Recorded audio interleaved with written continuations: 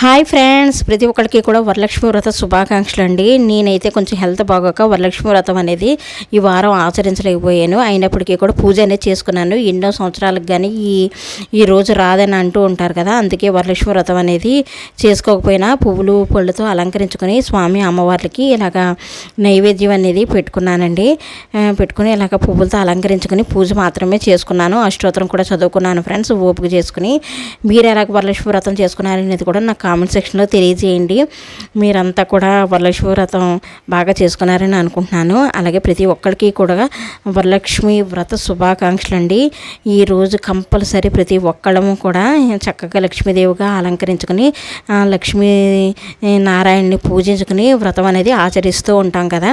మా ఇంట్లో అయితే ఇలా సింపుల్గా పూజ మాత్రమే చేసుకున్నాను ఫ్రెండ్స్. ఇదిగోండి, ఇది కూడా షార్ట్ వీడియో పెడుతున్నాను. కంపల్సరీ పెట్టాలి ఈరోజు ఏవైనా వరలక్ష్మి వ్రతం, పైగా పండుగ అనే ఉద్దేశంతో ఓపిక చేసుకుని వీడియో అయితే చేశాను ఫ్రెండ్స్. మీ అందరికీ నచ్చిందని నేను భావిస్తున్నాను.